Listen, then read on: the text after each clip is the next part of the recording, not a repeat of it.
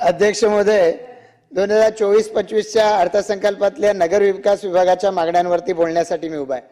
अध्यक्ष महोदय, नगर विकास विभागाच्या अंतर्गत येणारा नवी मुंबई या नव्या मुंबईमध्ये असलेला ठाणे जिल्हा पनवेल तालुका उरण तालुका याची मिळून सिडकोची नवी मुंबई बनली आणि या ठिकाणी 1970 साली सिडकोची स्थापना झाली आणि 70 साली स्थापना झाल्यानंतर त्यावेळेला असलेलं जे गावठाण आहे या गावठाणाच्या सीमारेषा त्यावेळेला कागदावरती कायम केल्या गेल्या आणि त्यामुळे त्या 70 सालाच्या नंतर सिडकोची कामं क्रमाक्रमाने अजूनही होत आहेत, पण गावठाणाच्या सीमारेषा मात्र 70 सालच्या पकडल्या जातात आणि याच्यामुळे आज त्या गावठाणाच्या पलीकडे बांधल्या गेलेल्या घरांच्या बाबतीतला प्रश्न आजही प्रलंबित आहे।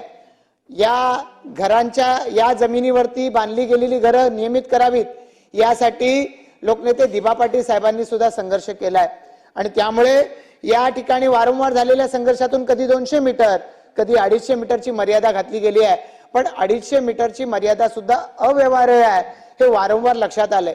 क्लस्टरचा पर्याय मधल्या कालावधीमध्ये आला, पण क्लस्टरचा पर्याय सुद्धा पूर्णपणाने लोकांना स्वीकारार्ह नाही।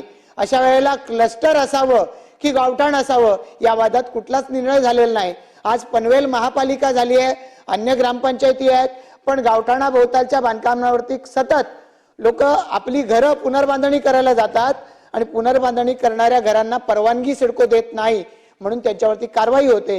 अशा वेळेला सतत संघर्षाची भूमिका ही त्या ठिकाणच्या ग्रामस्थातून घेतली जाते। सरकारच्या विषयी लोकांच्या मनामध्ये आकस निर्माण होत असतो आणि त्यामुळे या बाबतीमध्ये लवकरात लवकर शासन पातळीवरती मुख्यमंत्री महोदयांनी निर्णय घेण्याची आवश्यकता आहे। अध्यक्ष महोदय, लोकनेते दिबा पाटील साहेबांनी तर केवळ घरं नाही, गरजेपोटी झालेल्या सगळ्या बांधकामांना नियमित करण्याची गरज व्यक्त केलेली होती। आमचं आज या ठिकाणी म्हणणं आहे की घरं असू द्या किंवा व्यावसायिक बांधकाम असू द्या, तुम्हाला आवश्यक वाटतो तितका प्रीमियम तुम्ही घ्या, व्यवहार्यपणाने घ्या, पण या बाबतीतला निर्णय हा सरकारने घेण्याची आवश्यकता आहे। अध्यक्ष महोदय, या गावांच्या बाबतीमधल्या ज्या नागरी सुविधा आहेत, नागरी सुविधा देण्याच्या बाबतीमध्ये देखील सिडको आजही टाळाटाळ करते। म्हणजे सिडको बांधेल त्या शहरांच्यासाठी सुविधांच्यासाठी सिडकोकडचा पैसा आहे, पण आम्ही मैदानं मागितली, मैदानं मिळत नाहीत। होळी कुठं करायची माहिती नाही। आज शहर विकसित झाली, त्यांना सगळ्या सुविधा मिळतात, गावांना सुविधा मिळत नाही। अध्यक्ष महोदय, ही जी डिस्पॅरिटी आहे, हा जो भेदभाव आहे हा दूर करण्याची आवश्यकता आहे। अध्यक्ष महोदय, आज CRZच्या मुळे अनेक ठिकाणी स्मशानभूमीपासून मैदानांपर्यंत अनेक सुविधांवरती निकष बंधनं आलीत।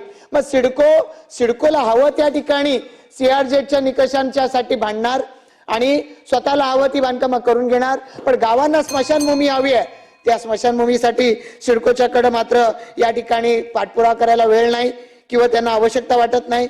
अध्यक्ष महोदय, असाच विषय नैनाचा आहे।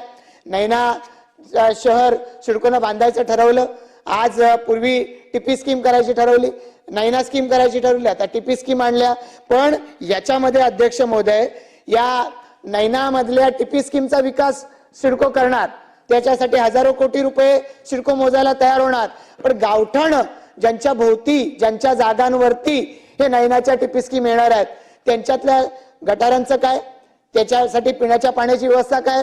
अध्यक्ष महोदय, आजच सिडको हद्दीमधल्या या ठिकाणी वसाहतींना पिण्याचं पाणी मिळत नाही, मग या ठिकाणी कोंडाणे धरण होणार नसेल, बाळगंगा धरण अपूर्ण असेल तर यांना पाणी कशा पद्धतीने दिलं जाणार आहे। आणि त्यामुळे नैना हद्दीमधल्या जी गावठाण आहेत, गावं आहेत, याच्यामध्ये मग उसरली असेल, विचुंबी असेल, देवद आहे, पाली देवद आहे, अकुर्ले आहे, कोळके आहे, पळसपे आहे, 23 गावं आहेत। या 23 गावामधल्या गावठाणामधल्या सोयीसुविधांचा सुद्धा विकास झाला पाहिजे। अध्यक्ष महोदय, 2 मुद्दे आहेत।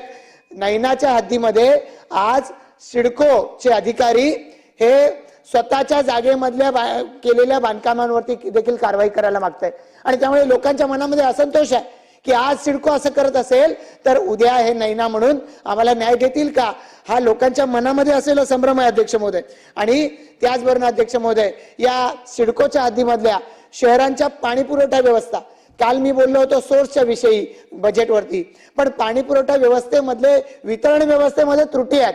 आजही सगळ्या शहरांना दिलं जाणारं पाणी हे मॅन्युअली दिलं जातं, ते ऑटोमायझेशन झालं पाहिजे अध्यक्ष महोदय. आणि याच्यासाठी सिडकोनं टाटा कन्सल्टन्सीची नेमणूक केली, पण त्याच्या अहवालावरती अंमलबजावणी मात्र केली जात नाही. अध्यक्ष महोदय, या संदर्भामध्ये सातत्यानं पाठपुरावा करून देखील उपाययोजना होत नाही आणि म्हणून कामोठे असू द्या, कळंबोली असू द्या, खारघर असू द्या, तळोजा असू द्या, या प्रत्येक ठिकाणी रोज मोर्चे निघतायत, रोज अधिकाऱ्यांना घेराव घातला जातोय. याच्यावरती कुठं ना कुठेतरी या ठिकाणी मार्ग निघण्याची आवश्यकता आहे. मला अपेक्षा आहे की राज्याच्या मुख्यमंत्र्यांनी या संदर्भामध्ये पुढाकार घेऊन या संदर्भामध्ये सिडकोला निर्देश द्यावेत. अध्यक्ष महोदय, खरं तर वेगवेगळ्या पद्धतीच्या महापालिकांमध्ये जो संघर्ष सुरू आहे, शेवटचा मुद्दा आहे, महापालिकांमध्ये संघर्ष सुरू आहे आणि वेगवेगळ्या पाणी पुरवठा करणाऱ्या यंत्रणा आहेत, कुठे MJP आहे, कुठे MIDC आहे, कुठे NMMC आहे. या सगळ्या अथॉरिटीज मध्ये एक समन्वय साधणारी ठाणे जिल्ह्यामध्ये जशी स्टेम अथॉरिटी आहे, अशी स्टेम अथॉरिटी आता रायगड जिल्ह्यामध्ये सुद्धा असण्याची आवश्यकता आहे. अध्यक्ष महोदय, विमानतळ होत आहे. अध्यक्ष महोदय, नैना शहर आहे. या सगळ्या शहरांना जर योग्य पद्धतीचा पाणी पुरवठा व्हायचा असेल तर स्टेम सारखी अथॉरिटी, ज्याचं हेडिंग सिडकोचे MD किंवा ते वरिष्ठ असतात, त्यांच्या नेतृत्वाखाली जर झालं तर हा विषय निश्चित मार्गी लागू शकतो. अध्यक्ष महोदय, याचा विचार झाला पाहिजे अशी मागणी या निमित्तानं करतो. आपण संधी दिल्याबद्दल आपला आभार व्यक्त करतो. धन्यवाद.